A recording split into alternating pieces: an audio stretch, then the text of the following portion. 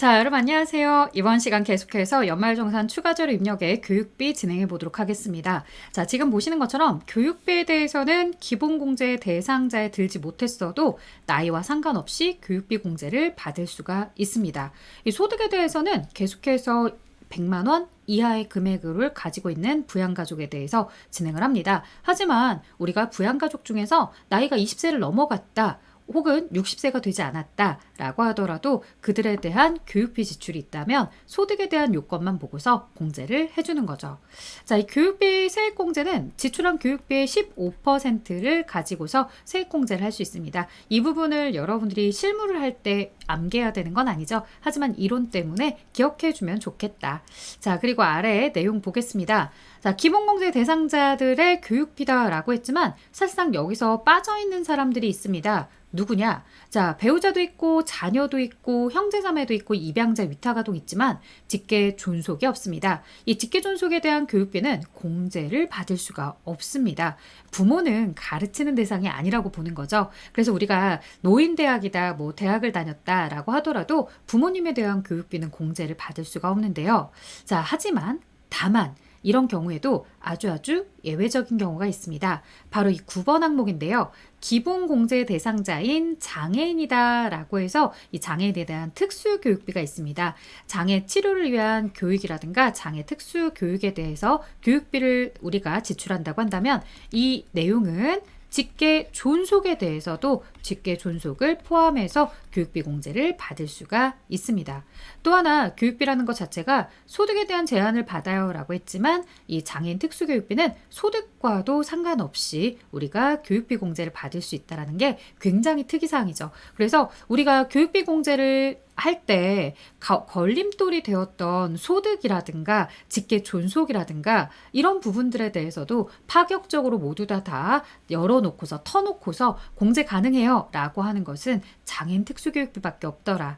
자, 그 다음에 대학생인 경우에 한 명당 900만 원, 초중고 미취학 아동은 한 명당 300만 원 이하의 우리가 한도를 가지고서 공제를 받습니다 라고 하는데 이 금액은 사실상 암기할 필요가 없다. 왜냐? 프로그램 안에서 자동 산출해주고요. 또 프로그램은 다 나와 있습니다. 정보가. 그래서 이 내용을 기억한다기보다는 기억해야 되는 내용들은 사실 대학원에 대한 교육에 대해서 우리 보고 계시는 것처럼 대학원 교육비는 누구만 가능하다라는 거 여기 보시는 것처럼 본인만, 대학원은 본인만 가능하다. 이게 제일 중요해요. 이게 정말 많이 나와요, 여러분들. 대학원은 본인 교육비만 가능하다. 그래서 배우자라든가 자녀들의 대학원 교육비는 공제 대상이 될 수가 없겠고요. 자, 또 하나. 우리가 앞에서 금액에 대한 한도는 기억할 필요가 없어요 라고 했지만 이 부분 꼭 기억해 주세요. 연 50만 원, 연 30만 원. 이거는 여러분들이 우리가 의료비에서 안경 콘택트 렌즈를 딱 50만 원으로 기억해서 입력을 해야 됐던 것처럼 마찬가지로 이들은 여러분들이 한도를 잘라서 커팅해서 입력을 해주셔야 됩니다. 뭐가 있느냐? 바로 교복구입비요. 교복구입비 한 명당 최대 연 50이 최대입니다. 또 하나 현장 체험학습 비용이요. 이거 한 명당 30만 원까지만 한도입니다. 따라서 이 두 가지 내용들 여러분들 꼭 주의해 주셔야 되겠고요.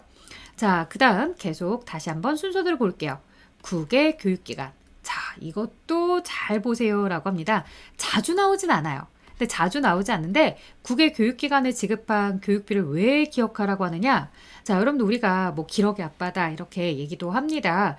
우리 회사에 동일한 부장님 두 분이 계시고 자녀들도 똑같이 3명이더라. 근데 국내에서 교육을 시키는 분은 초중고생 자녀에 대한 교육비를 모두 다 공제를 받는데 이 해외에 보내놓은 이 분은 초중고 똑같이 다니고 있지만 교육비 공제가 안 된다? 뭔가 좀 억울한 마음이 있죠. 가족과 멀리 떨어진 것도 그런데. 자, 그래서 국외 교육기관에서 지불한 이 초중고라든가 대학교에 대한 정규 교육과정에 대한 교육비는 공제가 가능합니다. 자, 이 얘기가 사실은 교육비 때문에 언급을 한 건 아니에요. 교육비에 대해서 언급을 한다기보다는 여기 때문에 그래요. 바로 해외에서 사용한 신용카드, 해외에서 지불한 의료비요. 이건 둘 다 공제 대상이 아닙니다. 그러다 보니까 해외에서 사용한 것들은 다 안 돼. 혹은 뭐가 됐었지? 라고 하는 것들을 고민하실 때 교육비가 됐었지. 그래, 기러기 아빠만큼은 된다고 했었어. 이렇게 기억을 해주셔야 나중에 의료비라든가 카드 쪽에서 혼란이 오지 않아요. 그래서 기억해 주세요 라고 하는 거고, 자, 취학 전 아동에 대해서는 어린이집 가능하고요. 또한 이제 학원이나 체육시설에 지급한 교육비가 가능하다고 하는데, 보통 이 초중고생에 대한 학원에 대해서는 뭐가 있는 거예요, 여러분들? 예체능, 미술학원, 피아노 학원, 태권도 학원, 어릴 때 다녀본 기억들이 있을 거예요. 그래서 취학 전 아동의 경우에는 교육비 공제도 됩니다. 그런데 이 보시는 것처럼 취학 전 아동이라고 딱 규정을 지어놨잖아요. 다시 말해 초중고생의 학원비는 안 되는 거죠. 이 초중고생의 학원비가 안 되는 이유는 뭐냐?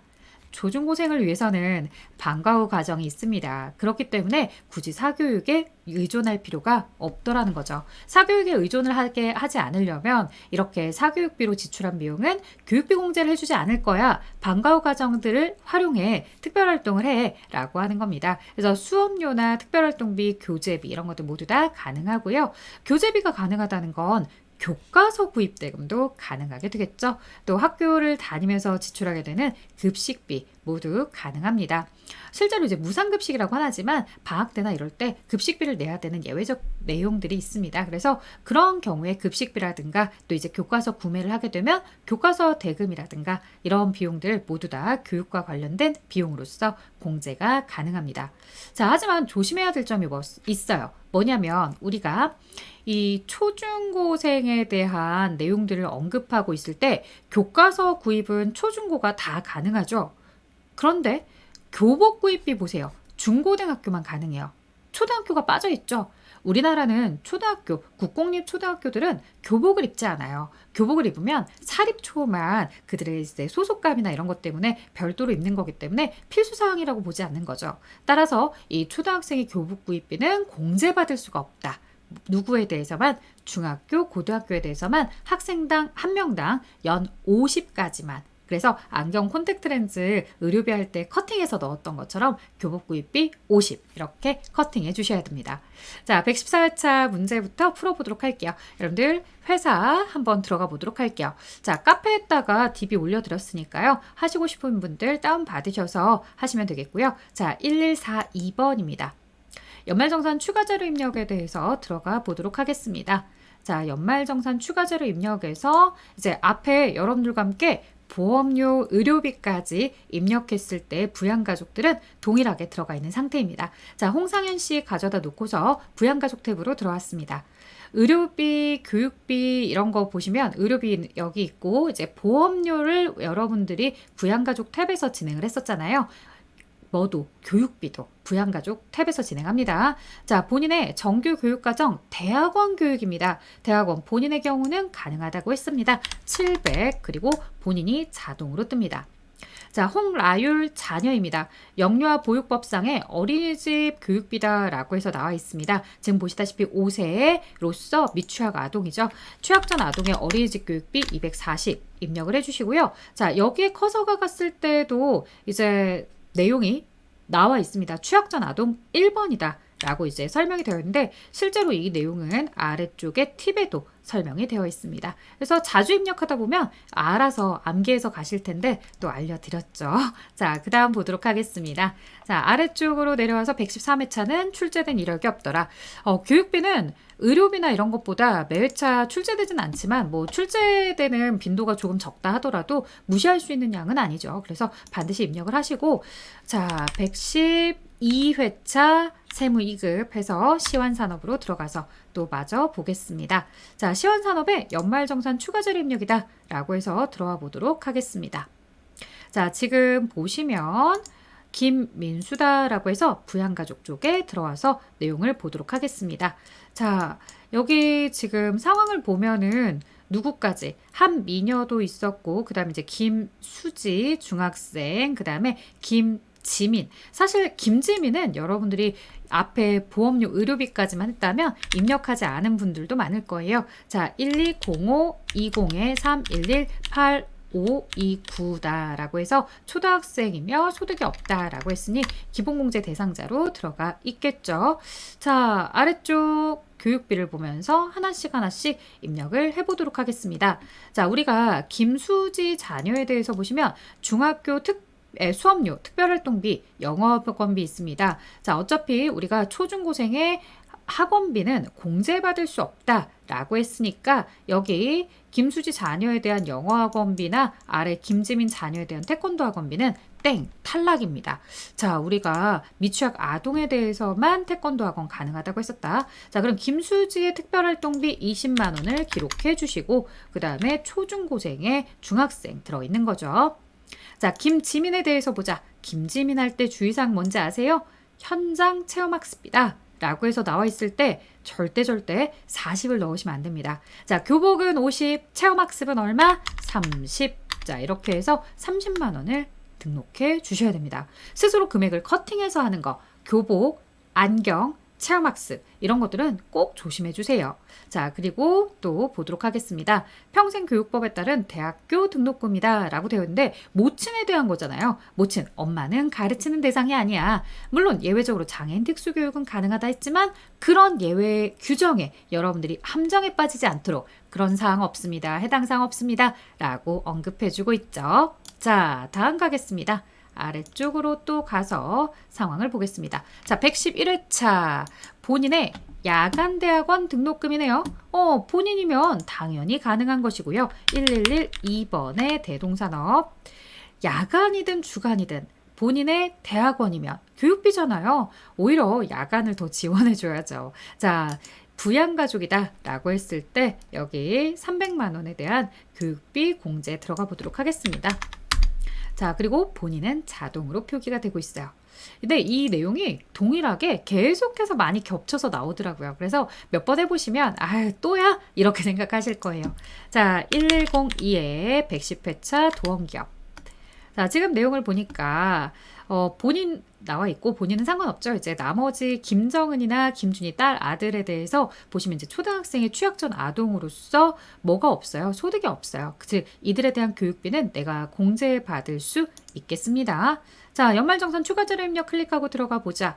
클릭. 자, 여기에 본인의 김갑용이며 부양가족 들어가 보자. 자, 본인의 대학원 교육비다 라고 나와 있습니다. 대학원 교육비 당연히 500만 원에 본인 넣어줄 수 있겠죠. 본인의 대학원입니다. 자, 아들에 대해서 소재한 여기 교육의 수업료다라고 해서 나와 있는데 일단 아들은 초등생으로서 기본공제 대상자가 되기 때문에 20세 이하 이렇게 해서 바꿔줄게요. 자, 그리고 딸은 이미 여로 되어 있습니다. 자, 그럼 이제 아들에 대해서는 우리가 초등생에 대한 교육비다라고 해서 넣어줄 텐데 문제는 바이올린 학원비 초등학생 안 됩니다. 따라서 800만 원을 넣어줍니다. 그리고 초등학교, 중학교 이렇게 이제 넣어주는 거죠. 수업료만 가능합니다. 수업료를 아무리 많이 넣어도 어차피 300만 원까지만 커팅이 될 거예요. 연말정산 입력 탭으로 들어갔을 때 교육비다라고 해서 이쪽에서 보시게 되면 알아서 공제 대상 금액에 300을 불러와서 입력하게 될 거라고요. 그러니까 걱정하지 마십시오. 그래도 혹시나 나는 여기에다가 300을 넣을 거야. 네, 그런 경우도 정답 인정을 해주고 있습니다. 보험료 때에서 배웠던 것처럼 금액을 내가 100만 원 지정해서 넣어도 되고 전액을 넣어도 됐던 것처럼 저는 보통 전액 넣습니다.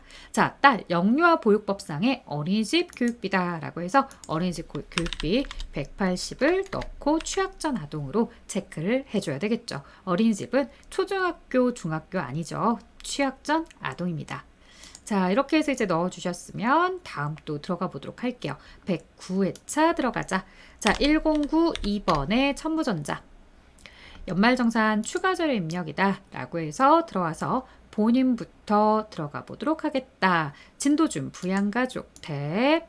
자, 본인의 대학원 수업료 계속해서 나오고 있죠, 여러분들? 이제 어렵지 않게 본인은 이렇게 대학원 가능해 라는 걸 기억하셨을 것 같고, 자, 박정희의 사이버 대학이다 라고 했는데 박정희는 여러분들 지금 보시는 것처럼 아버지이죠. 그렇기 때문에 어머니이죠. 네, 그러니까 나의 직계존속 따라서 대학교 수업 안 됩니다. 자, 그 다음에 여기 아래 진도진이다 라고 나와 있어요. 20세 이하이긴 하지만 초등생이죠. 초등생의 학원비는 공제가 안 됩니다. 따라서 영어 보습비나 태권도 모두 다 안 되죠. 자, 진시진이다 라고 해서 진시진 7세. 자, 축구 교실 학원비는 국세청 홈택스 연말정산 간소화에서 조회된 자료가 아니며 교육비 세액 공제 요건을 충족하지 못하는 것으로 확인이 되었다. 원래대로라고 한다면 이 취약전 아동에 대한 이런 체육시설에 지불한 교육비는 공제 대상이 되어야 하잖아요.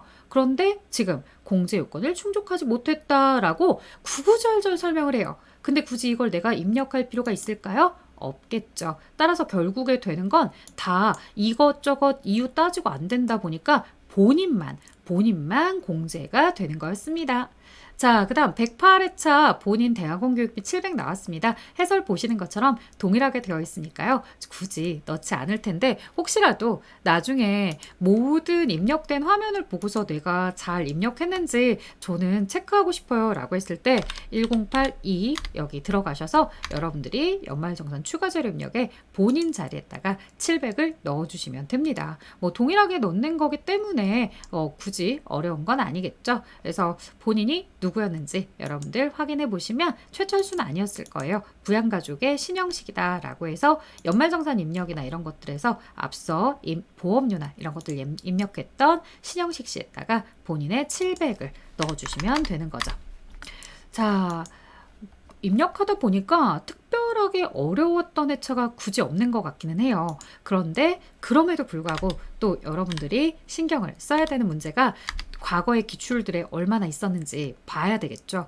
강민호에 대해서 이 당해년도에 입양 신고를 했다라고 하는 자녀고요. 초등학교 수업료와 미술학원비가 있습니다. 당연히 뭐에 대해서는 넣을 수가 없겠어요. 미술학원비에 교육비를 넣을 수는 없습니다. 신용카드 쪽에다 카드 사용액으로 넣을 수 있을지 모르지만 교육비 쪽으로는 넣을 수가 없죠. 자, 초등학교 수업료다라고 해서 아들에 대한 강민호 아들 가셔서 뭐 하시면 되겠더라? 수업료 50만 원을 넣어주시면 되겠더라. 그래서 취약전이 아니겠죠. 10살짜리니까 초중고생으로 넣어주시면 되는 문제였습니다.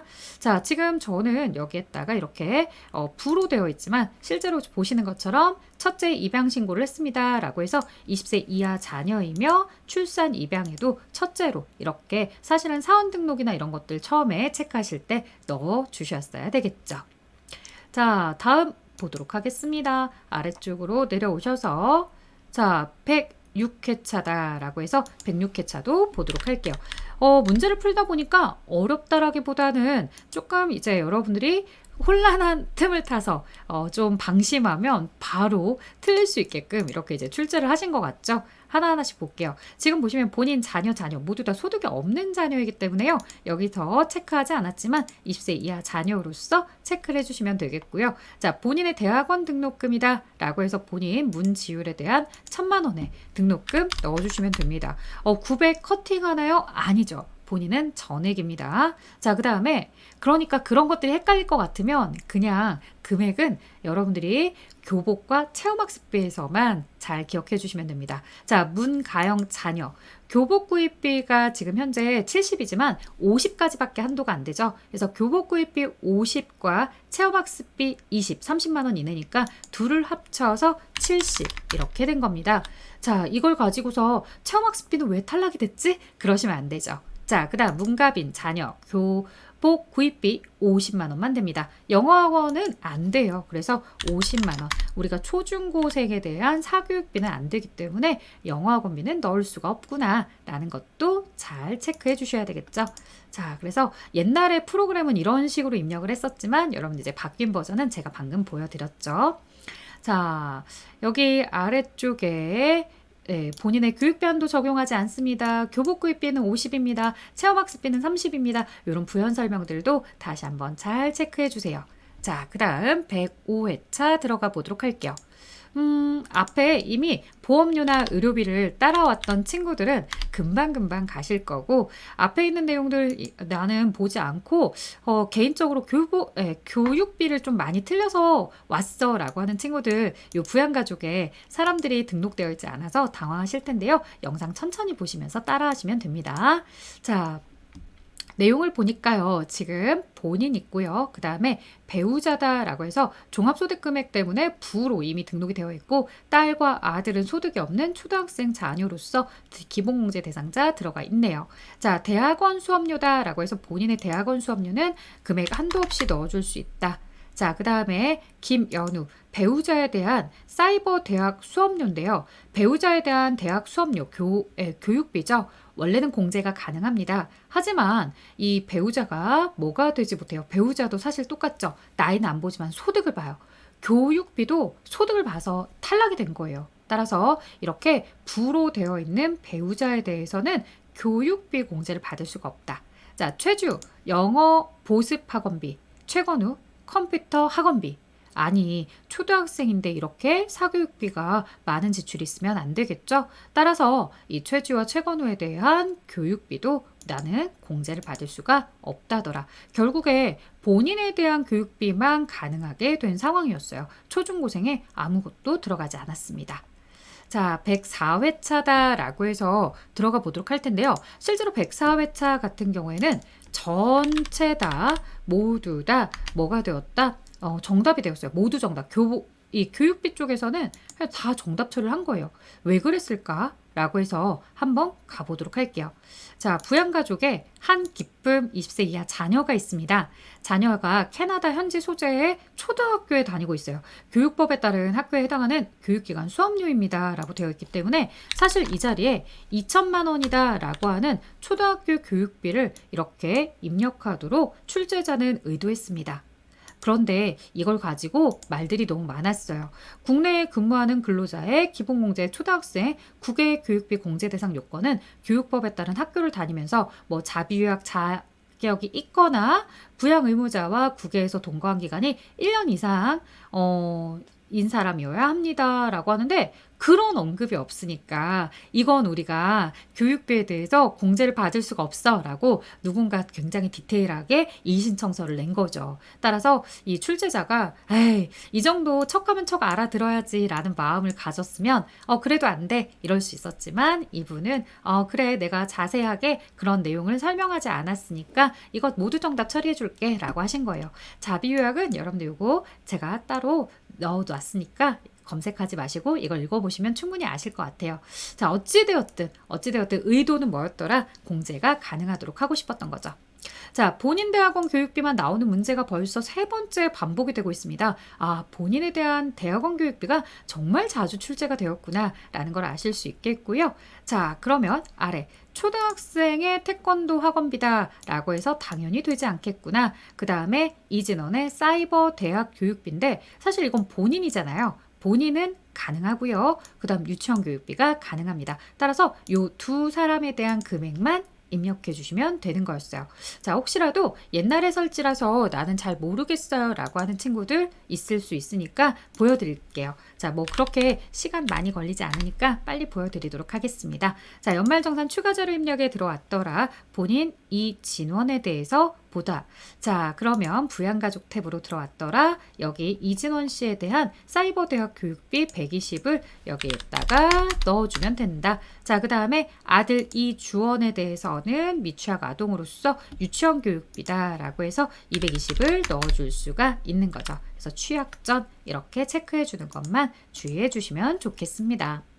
자, 그 다음에 101회차 자녀에 대해서 소득이 없는 5세 자녀다라고 한다면 자녀 유치원비에 대해서 공제를 받을 수가 있는 거죠. 자, 그래서 이 부분도 여러분들이 궁금하시다면 입력을 해볼 수 있을 것 같아요. 자, 그래서 회사 변경하셔서 1012번에서 동향으로 들어가신 다음에 연말정산 추가자료 입력 자녀 유젠이다 라고 해서 체크를 해보면 됩니다. 자, 유재호로 넘어가서 부양가족 유제니 여기다 놓고서 자녀 유치원비다 100만원 취약전 이런 내용으로 등록을 해주시겠죠.